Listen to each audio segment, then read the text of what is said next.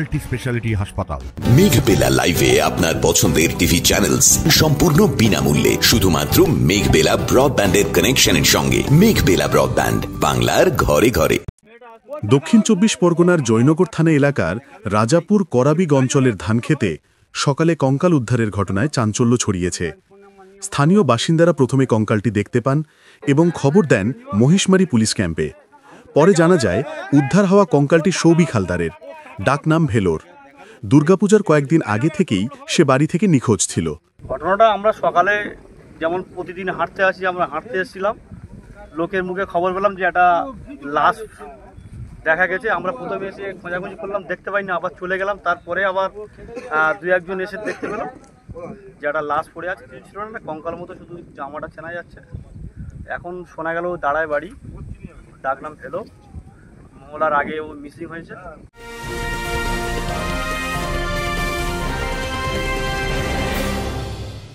উত্তর ২৪ পরগনা ও তার আশপাশের এলাকার মানুষের সেবায় ক্যাথ ল্যাবের মতো অত্যাধুনিক সুবিধা নিয়ে পরিষেবায় ব্রতী সারদা মাল্টি স্পেশালিটি হাসপাতাল।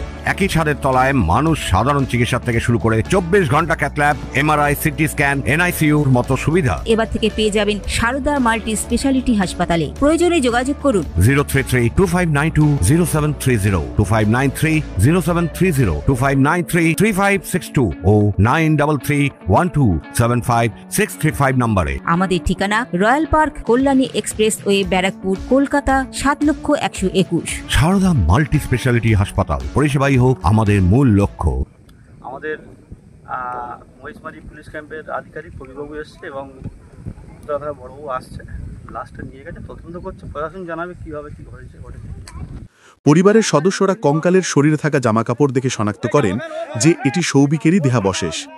তবে মৃত্যুর কারণ এখনও স্পষ্ট নয়। খুন না অন্য কিছু তা পুলিশি তদন্তেই প্রকাশ পাবে বলে মনে করছেন স্থানীয়রা। ইতিমধ্যেই তদন্ত শুরু করেছে জয়নগর থানার police. Bureau report, news Bengal today.